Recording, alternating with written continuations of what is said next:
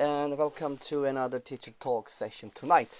Tonight we are going to have our 86th session. Yes, you heard it, 86th. It's a great number for me and for us, and maybe for you too also.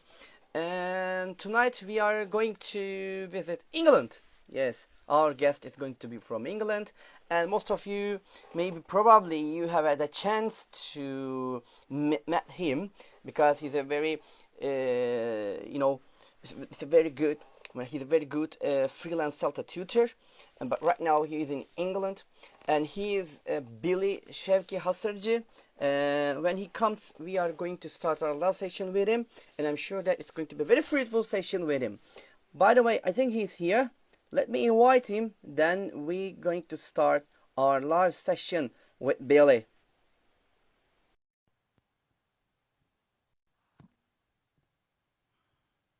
I'm trying.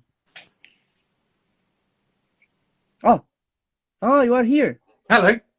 Hello. I have already invited you. Sorry about it. Hi, Billy. How you doing? You okay? I'm fine. It's great to see you. Likewise. Yeah. And also, before we starting our live sessions, I was trying to invite you. That's why I didn't realize. And you have already joined the session. Yeah. Okay.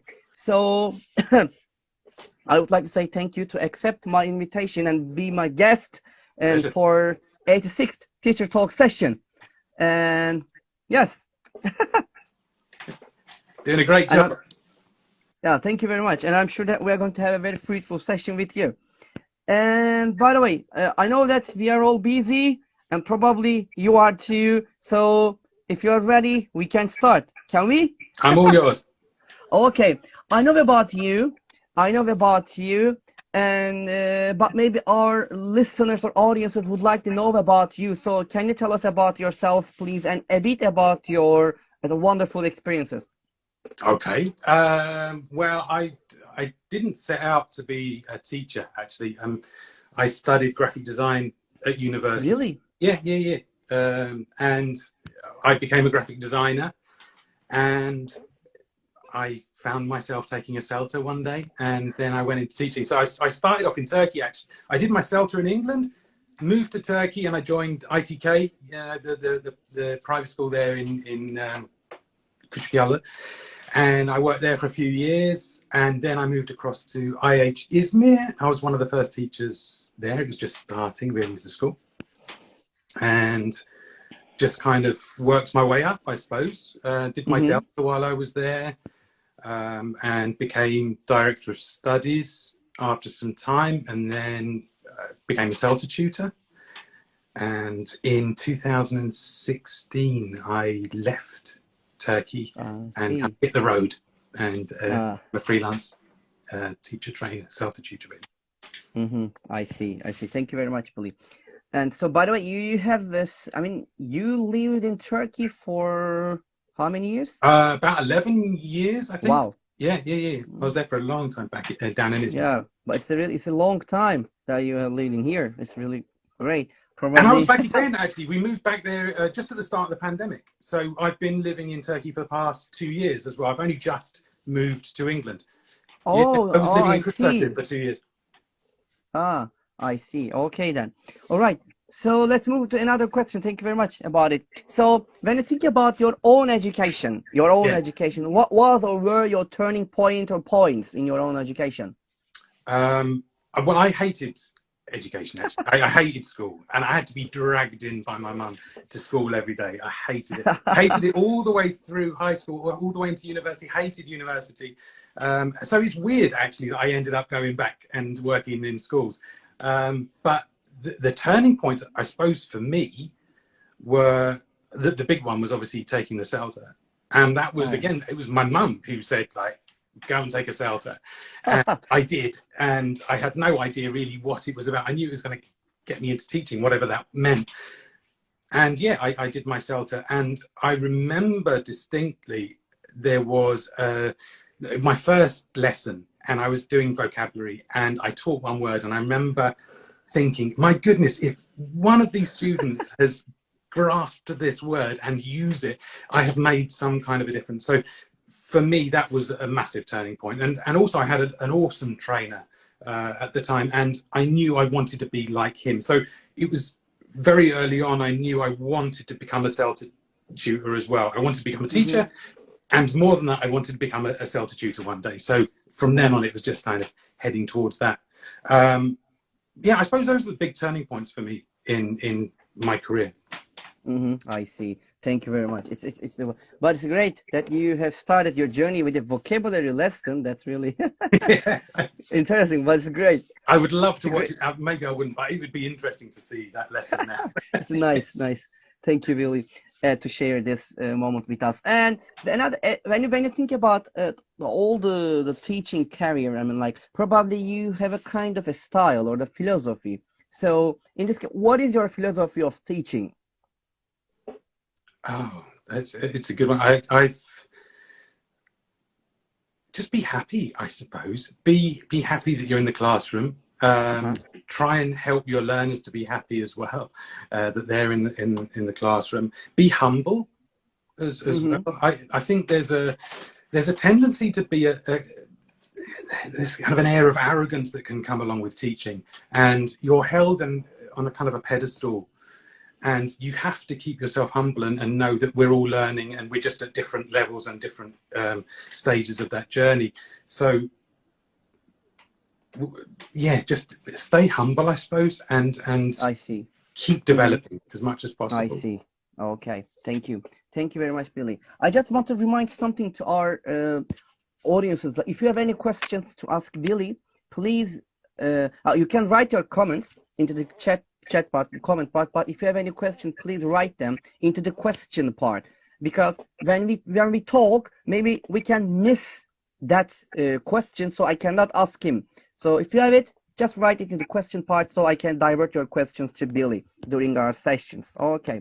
It's beautiful. I'm seeing some names drifting up here that I yeah. Hello to. And it's wonder. Yeah, there are so many people. Probably you will recognize them. Yeah, awesome. Awesome. Teachers and students coming through. It's great. Yeah, it's great. That's a really nice moment to to make you together again and to see their names and that learn from you again. All right. So, can I move to another question? Please. Yeah, I'm all yours. Okay. So again, it's about your experiences. Like, what aspects of your teaching have changed by gaining experience in teaching? We talk about kind of turning points in our career. I suppose for me, the biggest change in my teaching happened at Delta level. I think that for me was a big change in the way I approach teaching. I started off after Celta, and it was all songs, happy games, and it was all. When I look back now after Delta, I look for why more, and I suppose that was the biggest change in my teaching. I remember my boss at the time telling me that the way I walked changed as a result of Delta. Take that as you will, but it really does change you as a teacher. But do you know what? How have you changed as a teacher? You change every time you do a lesson. Exactly. Any teacher knows this. You look back on a lesson. I mean, there's that lesson of mine that's going around on YouTube, and it's been up there for ages. And I look back at it and I think, oh, there's so much I would change now. But it's lovely to have it there as a kind of a continuous reflection of what I was and also what I would do differently now. So it can be subtle.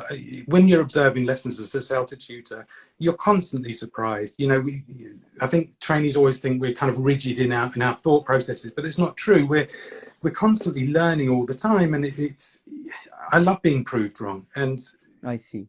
And so, yeah, I suppose it's constant change. I see. It's really even when I think think about myself. Sometimes I also change, the lots of things in my teaching when I start, teaching the first time, and now I'm, thinking about myself. A lot change. And by the way, it depends. Every lesson, the lesson to lesson also, you gain something, you know. It depends sometimes to the lesson that you teach Yeah. in the classrooms, and after that you think about it, something again change. Absolutely, and this is Exactly. why Cambridge is so big on reflection, isn't it? You're constantly Yeah. reflecting, and whether it's a formal reflection, like you're writing your self-reflection, or just you're thinking about it, as you do as teachers, and you lie in bed and you think, how did that go? And that thought process is going to change you for the future, right? That's all part of the I see. process. I see. All right. Thank you, Billy. And so probably this is really, you know, we face, you know, the hard moments about my next question. Like probably it's about the life balance and the work balance. So in what ways do you try to achieve a good life and a work balance? Can you give us example with your own life, if possible, of course? Well, I'm totally the wrong person to be giving advice about this. My time in Izmir, I mean, it was 99% work. And I think you just know in your life when it's time to focus on work and when it's time to focus on your life. I guess, I think it's just happened naturally for me. At the moment, I'm focused far more on my personal life, and that's lovely. And there were times in the past where it was all about work. I don't know. I don't think I can say, you know, force yourself to do one thing or another. Yeah, I mean, you do set yourself up for burnout, but there are strategies that you can use for that. But I think if this is my I can only go on my personal opinion on this, and that was that as much as people around me were saying, slow down, you know, you're doing too much or whatever, if you're enjoying it and if you're healthy, and that's a big part of it, but if you're healthy and you're enjoying it, then don't be scared to immerse yourself in whatever it is that you enjoy. I think there will come a time, well, for me there was anyway, a time came when that balance was achieved. And yeah, I did reach a point of being incredibly stressed, and that's what led me to break out and break away and go and see the world. But yeah, I can't really offer advice on this one because I'm not a good example. I see that, but more or less we understand some points that you mentioned here. So we got some points about it. All right, it's not there. It's that's it. The things that you mentioned, if we like it, the things that we are doing, I mean, like, we need to get some benefits of it, and we should love the things that we do. Then we can, I think, probably arrange the, you know, the balance of it, the I good think you life know and in the work. yourself if this is healthy or not. Am I healthy and enjoying this, or am I enjoying this to the point where it's not doing me any good? You've got to maybe check in on yourself occasionally. And yeah, I did reach a point where I checked in. And I see. I got it. All right then. Okay. So if you feel healthy and if we trust ourselves that we can do it, so keep going it. Oh dear. Okay. Okay, Aldi. All right. We have a question, Billy, here. Let me divert you here. Okay. It's an easy one. Just a moment. Any tips and tricks for online teaching? If Billy can give us any tips about online teaching. Oh crikey, that's a huge question to answer. Just a couple tips. Watch, observe, go and find examples and see what works, and don't feel that you have to use all the technology because it's there. You know, don't feel that you have to go and use all the apps and all of this and that. Practice, and if it actually adds something to your lesson, go for it. I found actually it's in many ways it's quite similar to face-to-face, and if you bear some of the basic principles in mind, I don't think it's that far removed. But ultimately, expose yourself to as much online teaching as possible. Go onto YouTube. There's some wonderful online videos out there, and yeah, steal ideas. I see. Okay, great. And we have another question. Actually, this is not a question. I can Sevgi hocam is telling that tell Billy to move back to Turkey as soon as possible. She says, yeah. Okay. Soon I All hope. right. Yeah. Okay then. All right. So let's move to another question. What's the downside or maybe the dark side, let's say, of being a traveling trainer? Because right now you're a trainer and Celta and Delta, you give lots of, I think, courses. So what do you think about it? I do Celta, I don't do Delta. Celta, sorry. I Yeah. can't honestly think of a down. It's wonderful. I mean, it's a dream job, isn't it? You travel the world and you also are there to experience people becoming teachers. You get to see students from all over the world. You get to see teachers from all over the world. Try new food. You see new places. I can't, apart from being far away from friends and family. But then, you know, when I was living in Turkey or wherever I was based, I was always far away. But in terms of the traveling trainer thing, I think it's an awesome career, and I absolutely recommend it. I see. Probably it's a kind of great job for most of us can be. Well, maybe in the future. It is. It really is. I mean, I can't fault it. I mean, there's a great thing about responsibility, talking about stress levels and stuff. My stress levels came down. All right, you are kind of off-footed sometimes because you walk into a place and you're not quite sure what the technology is or what the school's all about, and you have to kind of learn on the fly. But in terms of being able to just walk away from all the politics and stuff, it's great. It's fantastic. So I see. Yeah, when I left Turkey, I went straight into a year of crazy traveling around, and I just saw some wonderful people from Peru coming. I went over to Peru, to Ireland, to Dubai, to Vietnam, all over the place, and it was just amazing. I kind of crammed in a lifetime into that one year. So yeah, I've got nothing bad to say about it. It's wonderful. I have another question, which is not the planning. Do you have any special moment like which that you cannot forget from the countries that you traveled and you taught? Yeah, that you still remember a moment. Absolutely. Teaching at ITK, I had some amazing moments. It was the best of times and it was the worst of times. I think that teaching young learners is heaven and hell, and you really have those magical experiences. You have some. I've been the most stressed I've ever been teaching young learners as well. But traveling, I remember teaching a preacher in Peru. He was a preacher man, so you can imagine TTT was fairly high, and it was a wonderful moment. I remember waking up in the middle of the night. I was trying to figure out how to deal with this, and I sent him a message saying, "Who's your teacher?" And he said, "God." And I said, "How high is his TTT?" And there was there was this kind of moment.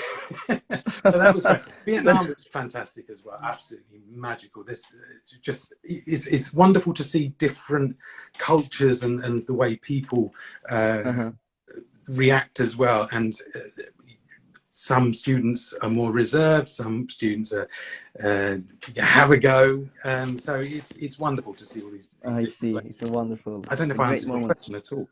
No, it's wonderful. It's great. Thank you to share this moment with us. Really. There is a question. Maybe you can see it. What is the starting point to be a Celta trainer? I mean, I have Celta now. Should I go and take Delta as well? Absolutely, yeah, absolutely. So presumably you've done your Celta. If you've had a couple of years of experience, so once you've got your Celta, go and put it into action and get loads of experience, basically in a nice variety of contexts if you can, and also try and do some teacher training along the way. So if your schools are doing teacher workshops, put yourself forward and do some training as well. You're going to need your Delta, and then you need to, once that's all in the bag, you need modules 1 and 2 to become an ACT, an assistant course tutor, and then you go through a kind of a shadowing and also a kind of a training program with an experienced trainer who will take you through a course, and you work with them, do some tasks and stuff, and then it goes off to Cambridge. So there is a process. I think probably it's not an the easy process. It's the tough the process. I think very hard. Yeah. What was it? I did my CELTA in 2008, and I was trained up as a tutor in 2014. So yeah, that's how long that process took for me, and that was a fairly quick run. You don't actually need a CELTA to do your Delta, but it's recommended. It gets you into the way of thinking and gets you along the right track to get that experience with. I see. Thank you. And thank you for answering the question to the Billy. All right, so let's move to another question. So probably most of us would like to work with with the great colleagues and with the really good people around of us. We want them to be around of us. So, but here is my question: what kind of people would you like to work with? And do you think characteristics of colleagues affects the working environment? What suggestions can you give about it? Wow, nice question. Yeah, nice. Tricky. Yeah, be careful about it. Yeah, I know. I see a lot of people coming through that I've been colleagues with. I've been very lucky, actually, in my career in terms of colleagues. It's been terrific. I think teachers generally, who do you want in the staff room? I can answer the question anonymously. It depends. No problem. Wherever you want. Teachers, so people. Who do you want in the staff room? You really want someone who's teachers can have a tendency to kind of hold on to their ideas and hold on to their worksheets and the tasks and the activities. So you want someone who's more selfless, really. Like, here's what I've done, and it's yours if you want to use it. That for me is fantastic. If you meet someone like that in your staff room, latch onto them and follow suit. Do the same back, because teaching is all about stealing and giving, surely. So and as we do that, we should give back, and I think that's really important. Someone who's patient, because we may have questions. So I would want someone who doesn't get angry if I ask questions. That's someone who's there to help me out, and someone who's interested, I suppose. There are teachers that, the kind of the jobbing teachers, and often it's the workplace that does this to them, but you need that passion, you need that drive, and that you want someone to inspire you. And and conversely as well, consider that person in the staff room and think, is that me as well? Am I bringing that enthusiasm to the class, to the staff room as well? It's very often the case that we go into the staff room to moan about the lesson we've just had, or the students we've just seen, or whatever. But if you can go in there with some happy thoughts as well, it's all good. Is what my colleagues are going to go and saying, you're yeah, definitely. Probably they become really happy about it. the answer that you've given here. It's wonderful. Thank you. It's like, by the way, yeah, we all would like to have a kind of a people around of us, especially in the working environment, because it's really important to have, something that you have a kind of a good, reactions, from the other colleagues around of us. Yeah, totally. And one more thing I'll just add to that. Sorry, Harry. Sorry? I was just going to say, add one more thing. Someone who's not ill very often. That's also important. Yeah, definitely. Somebody is always very ill very often. That's important point, really. You don't want to keep covering their lessons. Yeah, that's a really good point. Yeah, sometimes we really, become really, tired of, the covering the other colleagues. But that's okay. That's not a problem, but not always, not every time. You find that it's the same people sometimes, and it gets a bit. Yeah, that can be nice. Thank you. And Billy, okay, thank you very much for answering the question. It's really nice suggestions that you and the ideas about the working colleagues. Okay, so probably when you're in your CELTA or the other teacher trainer courses or the things that you have done so far, probably people asking you like, okay, Billy, can you give us some good examples or from your teaching experiences? But this time I'm going to ask you the vice versa. Like, can you tell us one of your bad teaching experiences in your career? Probably, maybe the challenging, we can also say. Oh, crikey. There's so many. There's so many. I mean, when does a teacher ever leave a classroom and go, yeah, nailed that? It just doesn't happen. The scariest moments for me, I mean, usually grammar related. Ah. Yeah, coming from, I mean, I went to local comprehensive here. We had very little grammar input. I mean, I left school knowing what a noun and a verb and an adjective was, and that was about it. So when I did my CELTA, that was my first real venture into grammar. So I've always had a block, and you know, some people have the fear of numbers and accounting. Mine was grammar. So the ones that stick out in my mind, there was an unassessed lesson I did on my Delta where I was doing narrative tenses, I think, and I realized in the middle of it that I was totally out of my depth and I had no idea what I was doing and how to answer the question I just asked. And I think I just kind of dropped the pen and left. I just bailed and ran away. Yeah, that was pretty cool, because then you have to go in the next day and face the same students. So that was pretty cool. Another time was, that was in Izmir, relative clauses this time. I remember I had to shout for Sinem Daraderis to come and help me out. Bless her. Thank you so much, Sinem, if you're there. Who came and rescued me. I was like, Sinem, come. No idea what I'm doing. So again, both of those times were lack of language analysis. So I'd kind of waltzed into a classroom overconfident or just ignorantly, and I hadn't done the groundwork, and that would have got me out of it for sure. So yeah. It's a nice moment. Thank you. Oh, that's a great moment. They shape you as a teacher, certainly. Yeah. Well, you think I did it twice, but there you go. That's okay. But then, I mean, it always happens. Look, I did a demo lesson recently, and you know, when I'm teaching reading to the trainees, how to teach reading, I talk about having as few vocabulary items as possible for the pre-teach to get them through that as quickly as possible, and then off we go. Then I go into a demo lesson with a huge amount of vocabulary items, you know, totally not listening to myself, and end up like spending most of the time teaching vocabulary. So, yeah, that's also another great thing about teaching, isn't it? It's never as you expect it, and you carry on, you learn. Yeah, definitely, totally agree with you, Billy, about it. Okay, by the way, thank you very much to share your, you know, the special moments about the bad teaching experiences with us. It's wonderful. They happen.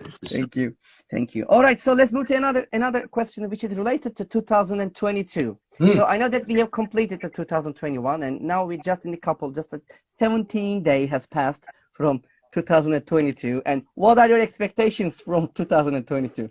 Oh, I don't know. I honestly don't know. I'm hoping more of the same, because actually for me so far, I mean, touch wood, what's happened since the pandemic has been okay.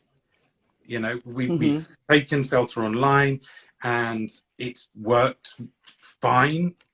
It's worked. You know, we've been producing teachers, and it's great. I'm hoping this year we're in England at the moment. I'm hoping we'll get back to Turkey at some point.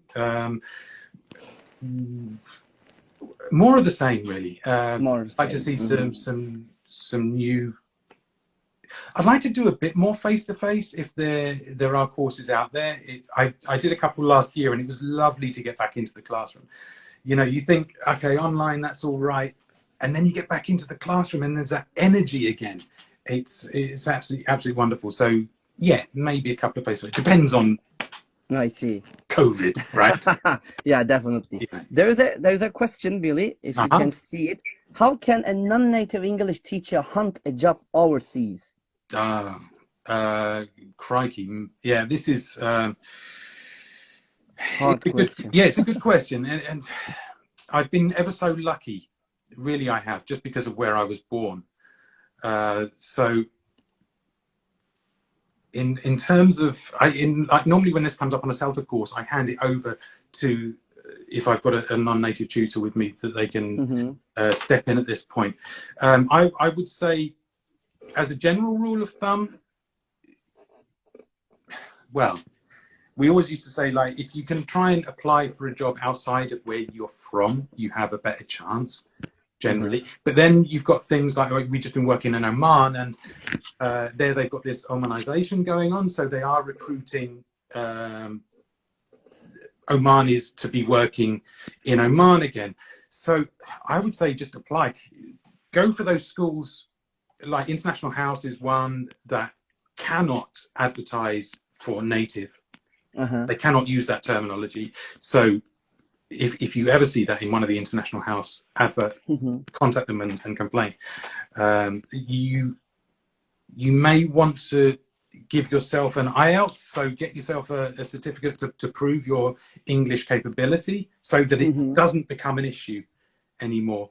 But I would just say apply. Just go for it. And that's go for it. Yeah, and if people are still looking for natives, then I don't know. Apply anyway. Oh, okay. Just go for apply. Go for it. Yeah. Try your chance. Never give up. At one, it's the name, right? I mean, most of the time it's the name. It's really frustrating. I had this problem in Turkey as well, because my name is Turkish. Some people wouldn't even look at my CV. It's really bizarre how this industry works, and it's all market driven. I understand, and it's something that's going to take time to chip away at. But you know, as a Celta tutor, you can see any Celta tutor will tell you that there is no correlation between where someone's from and how well they can teach. I see. Okay, thank you, Billy. And so let's talk about kind of exams that maybe. What are the benefits of the YLE, the young learners exams for that age group? Can you just tell us about it if you have any?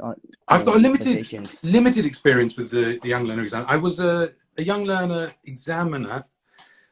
So I used to. I mean, this was back in Izmir. I used to go around to schools, and that was terrific fun. And yeah, done right, you can see that it's totally motivating. I liked those exams that they didn't have a pass or fail, so that there was a kind of the shield thing. I liked that. That you know, keep going. Yeah, the schools that were implementing it, I saw it was, and that were doing it right. There was a genuine interest in English. So yeah, I think they're useful as an exam for young learners. And it's motivating, I think, also we can say. I think so. Yeah, probably motivating. As I say, if done right, you know, if done right by the school. So yeah, they can be useful. Yeah, and also I think it gives them a chance to see themselves as a kind of an international platform. The questions that the test that they take is a kind of the international, so they can see their results over there. So also the preparing for that exams also, that the process is also very, it's motivating. It's a kind of a fun. It's not like the English that we teach in the classroom. It's different. It's more kind of a real life experiences. It can. As I say, it depends on the teacher. But yeah, it can be for sure. But you also saw when you're doing the oral exams that you saw that if a student has a real interest in English, you could see you walked in the room that if they were involved in computer games, if they were playing computer games in English, if they were watching TV shows in English, really changed the way they approach those exams. So yeah, that in combination with real English, that would be great. I see. Okay, thank you very much.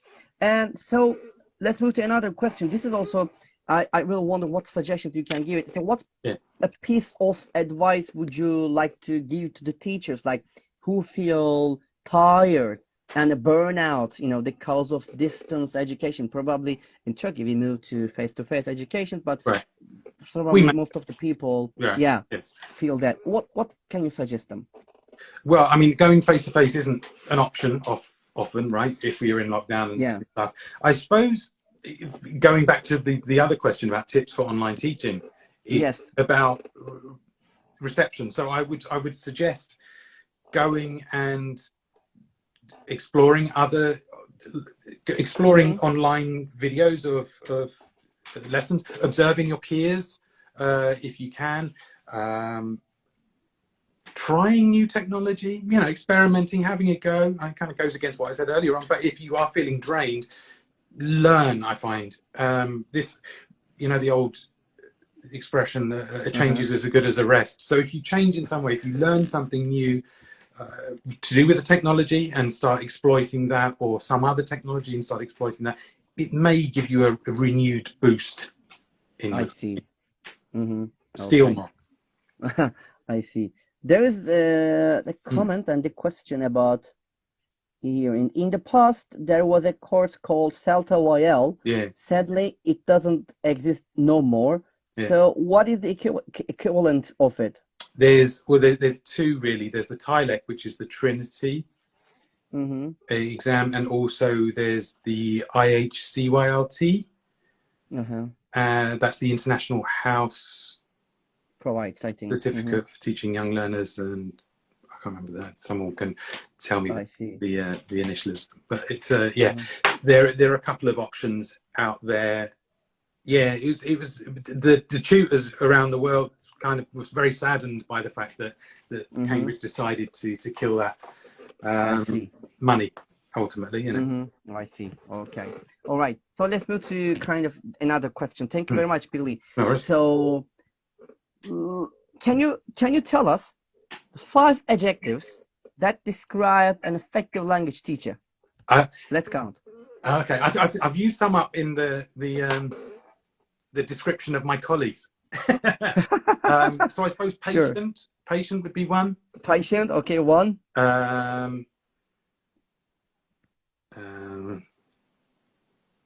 Interested. 2. What else do I have? Enthusiastic. Okay, 3. 2 more. 2 more left. Creative. Okay, 4, and the last one. Last one. Receptive.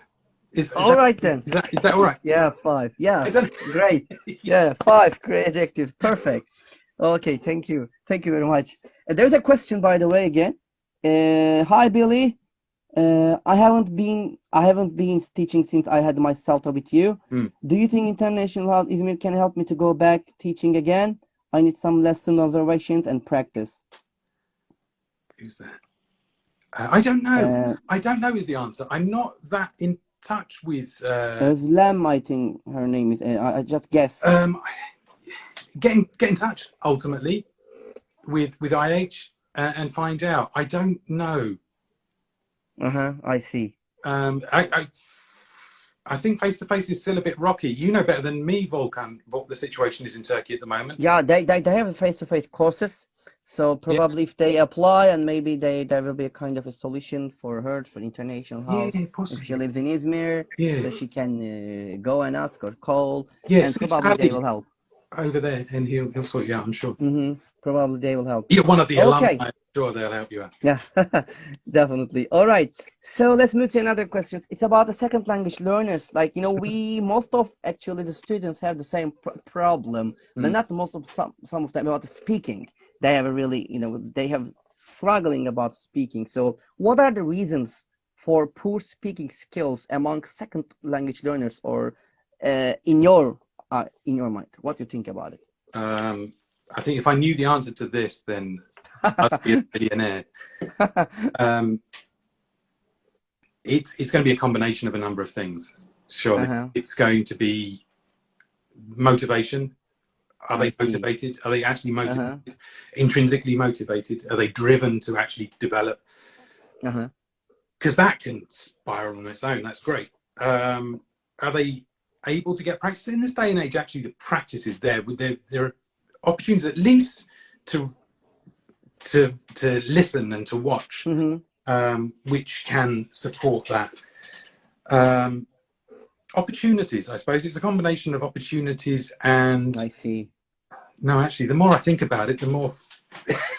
Yeah, I can, I understand what you mean. Yeah, the opportunities that they have, I think Yeah. probably depends how to use it and where to use it, with who they use it, or maybe they need more chance to use the language or kind of things, probably. Yeah, and I found as well this.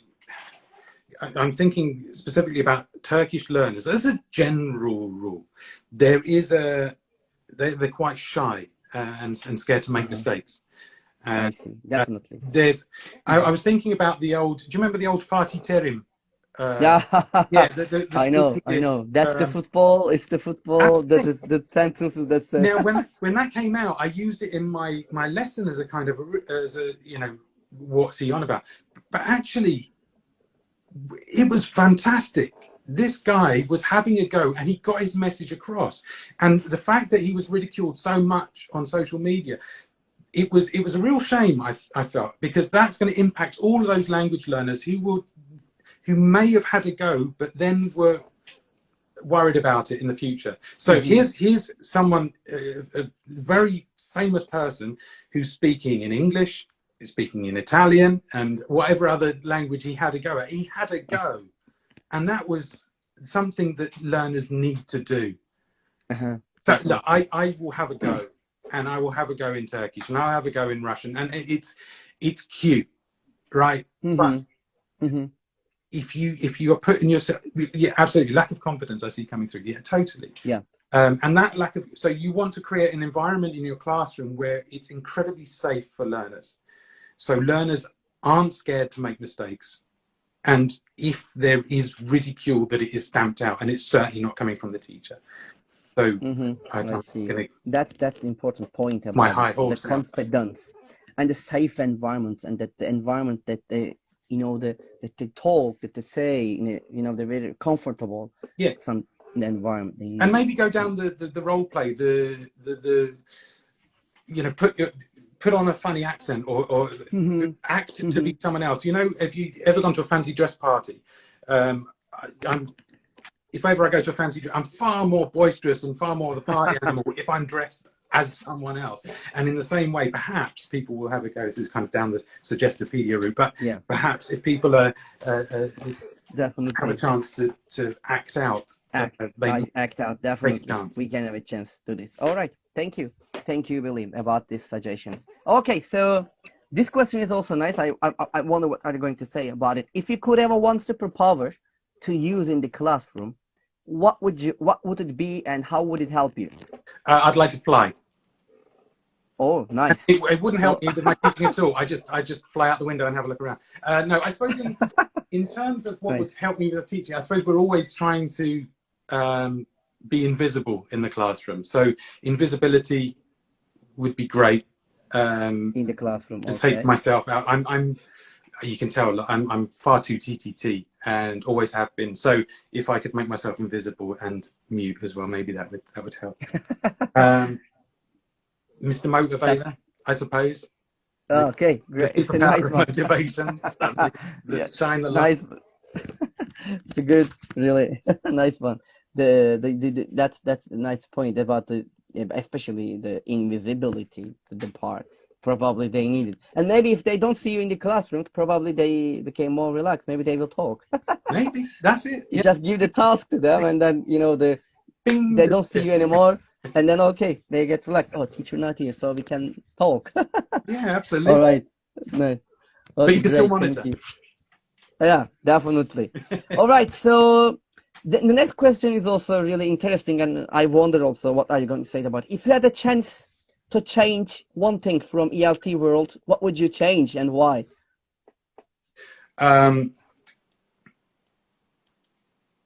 Well, going back to that question about non-native natives, I think that's an important one. So if I could click my fingers and it all changed, Uh-huh. it would be a leveling of that, so that in the same way that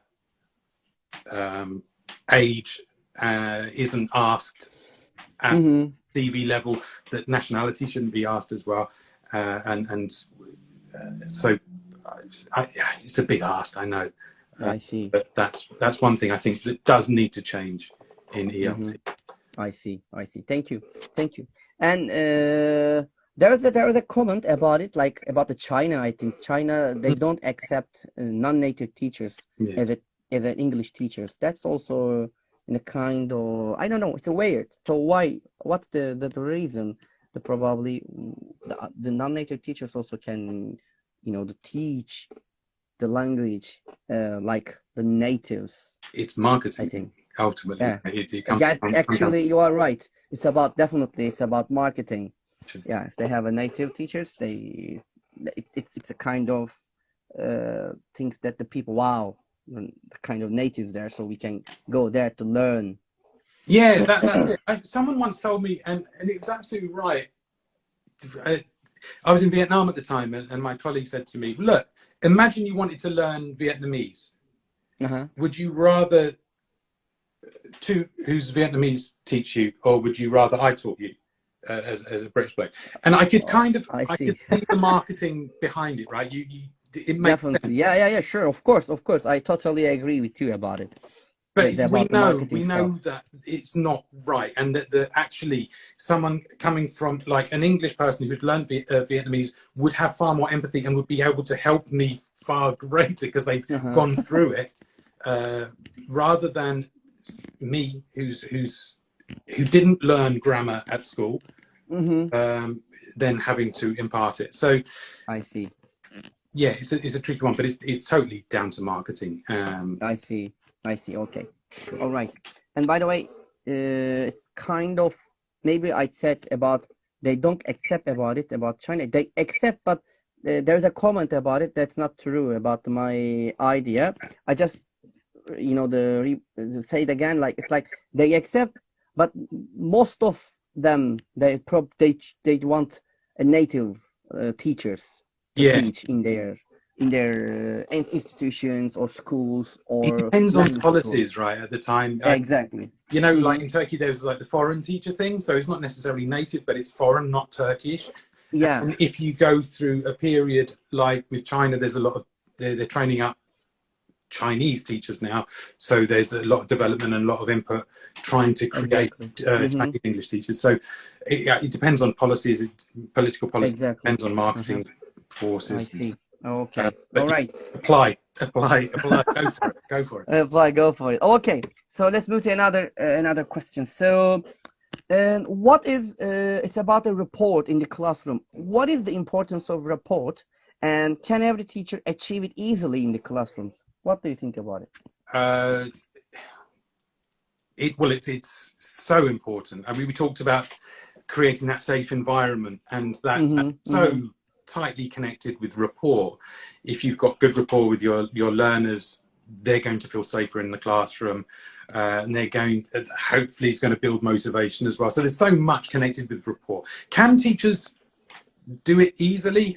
Well, it depends on their background. It depends on what they've come from. You find very often early on in the CELTA course, teachers are a little bit stern, a little bit strict in the classroom because that's what they're used to. That's what they were experienced. That's what they experienced when they were learning. But yeah, I've seen everyone achieve. There is a softening of rapport as you go through something like a CELTA. I see. But yeah, it's achievable. I think it's that leveling, knowing that you are not not the boss and the know-it-all in the classroom, and you're not the center of everything, but actually it's quite the opposite. The learners are there and you're their servant. I got it. I got the point. Okay, so it can be achievable, but just you need to be the things that you say, the relation that that it takes time. You can't do it as quickly when you get the club. You have an excellent rapport with all the students. It's not an easy thing sometimes. It takes time. It can happen. Yeah. But I'm sure you've experienced it yourself. Sometimes, no matter how great your rapport is with another class, sometimes you walk into a class and it's just not happening. And it might be one person in the class. It might be what the kind of day you've had. You've just come into the classroom feeling rough or whatever it is. So yeah, there's a kind of a magical formula to it as well. But yeah, it's something that is achievable by everyone. From my experience, just need the time. Yeah. Okay. There is another question, by the way. Okay. $1 million question. Oh. Where on Earth or any other planet, if any, can I practically apply what I have learned from Celta? I ask because it seems like reality it's so much different from Celta. That's the question. Oh, crikey. That's scary. I don't know what's the context. What are you teaching? Where are you teaching? Because, I mean, yeah, it depends. Celta, I know I've had questions like, how do I teach? There's 50 kids in my classroom. How can I? Well, you take what you can into the classroom, I think, from Celta, and you adapt to your environment. There's a lot of the stuff, coming straight out of Celta and into the young learner classroom. For me, it was totally applicable, really. There was lots of stuff. There was things like classroom management in terms of discipline that I didn't know, and how to motivate young learners that they get alive when I got into the classroom. So that I didn't get from Celta. That's probably where the Celta extension would have come in really handy, and where the TILEC and the IHCYLT would. But yeah, you apply what you can. It's like anything. Yeah, you look at a lesson and you steal what you can, and you take Celta and you steal what you can. I always tell my trainees, if there's anything on this Celta course that doesn't make sense, convince me, because to me everything that we teach makes sense, is logical, and there's a reason for it, and within that framework you can apply it to most contexts. Yes, I see. Thank you. I'm a Celta Jew. I've loved Celta since the day I took it, so I'm going to sing its praises. Yeah, actually, the thing that you mean, like, it's not possible to apply everything you have learned in Celta into the classrooms, but you can apply some of them in one lesson, and maybe in other lesson you can apply in other things that you learn. Exactly. Yeah. Exactly. But of course, it's not impossible to apply everything that you have learned in Celta courses in one lesson or something like this. Yeah, slowly. I remember when it's like when we in IH, we didn't have course books as such, and the teachers had to create their own lessons from a selection of course books. Well, teachers were getting burnt out because they can't do that for every lesson. So, sometimes go with the book, sometimes create your own lesson. Slowly, catchy fishy, you get there. I see. All right. Thank you very much. All right. So let's move to another question. The time flies, and just a couple of questions left. Wow. Really. And I hope, how is it going? I hope you're enjoying. It's lovely. It's really great. Okay, wonderful. Okay, so let's move to the question. When you think about the 5 W's and how, like who, what, where, when, and why, and what questions come to your mind about the LT work?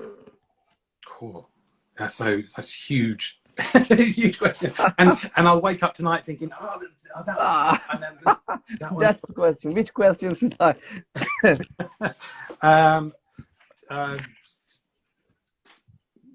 Why? We can start from. Okay, why? Let's start from why. Why are your students motivated or not motivated? Okay. Is this the kind of thing? Is that what you meant? Yeah. What? That's the thing. That what questions come to your mind about? Why is the native teacher given more status? Okay. All right, there you go, political one. What kind of a teacher are you? I saw something like, would you like to be a student in your own classroom? So every time you go into that lesson, think, what am I? What am I as a teacher in this classroom? What else we got? When, where? When and where do your teachers when do your students get exposed to English? Like beyond the classroom, are you providing them with opportunities to encounter English in its native environment, out in the real world?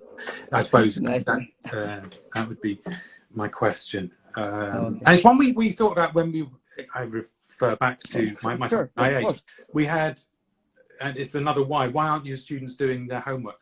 If he's able to remember this. That's an excellent question. Why aren't they doing their homework? Yeah. It's one of it's we sat down in a meeting and we go like, why are they not doing their homework? And we did a very subtle change. We changed it from homework to missions, and then this this idea of you're doing a mission, and there was the dim dim dee and all that, and it was real life mission. So they would have to go out and write a review on TripAdvisor or something. So it was an actual thing, or answer a question on TripAdvisor. I can't think of any other examples, but connecting the students to the real world. And suddenly we found that students were not only doing their own homework, they were looking at other classes and doing their homework as well. So it was a tremendous change. Yeah. Have I missed any questions? What's the other question? That's it. That's all. Great. Yeah, you answered them. Thank you. Thank you very much. All right. So probably you have read, the lots of things about ALT in your career. So can you suggest us a couple things to read about ALT? It can be a book or a kind of article or whatever. To follow a kind of blog. No. No? Wonderful. Okay, that's an answer. Okay, accepted. I'm a terrible reader, and so the thought of reading a book cover to cover is something. Well, I've never read an ELT book cover to cover from my CELTA onwards. So I would suggest dipping into lots of things. So I like Facebook actually, and I find that the forums and the groups in Facebook actually have lots of stuff that kind of lead you into something else, and an article will come up and you go and read that, and it's current and it's real teachers dealing with lessons and real problems. So I like that. There's one that Hugh Della does about English questions answered, which is really good as well, because it kind of, like, I've suffered with that. What's the that syndrome, imposter syndrome, massively through my teaching career. There was I saw a tutor was doing this research into imposter syndrome, and I was like, prime candidate. And it was only when I did my Delta and I got a merit for my first lesson, I was like, oh, actually, maybe I'm meant to be here. I can't just flag this. So going in and getting involved and answering questions, or at least having a punt, and reading what's going on in the real world. Get into the YouTube, watch some videos, comment, read the comments. I think the days of looking, sitting down there with a copy of, I don't know, Parrot or Swan or one of the birdies is yeah, I see. Thank you, Billy. Really, it's a nice answer to the question. Okay, I have a bonus question for you. Ready for it? Yeah, I have a bonus question. Yeah, and then I have another question. 2 more questions left. Okay, let's think that we finish the interview, and you step outside the house and find a lottery ticket, ends up winning $10 million. What would you do? I've always dreamed. We all dream about it. $10 million. I would love to start a school for teacher trainers and teacher training, a kind of an experimental Bauhaus of teacher training, where people could come and experiment and have a go and see what we can create. I think that would be my dream. I think like the communicative approach it's been there forever, and I feel like there's so much more out there. There's something new has got to it's got to be there around the corner. Probably. And by the way, if you open the school, I hope that there will be a place for me too. Anytime. Oh, okay. Wonderful. So I have my place over there. Great. Okay, so here is the last question. And I'll buy a car. Oh, really? Wow. Okay, I'll be there definitely. just start, the school, and I'll come. Okay then. Yes, here is the last question and the most difficult question. Oh God. Ready for it? Oh, go on then. Okay. What is your motto? my motto.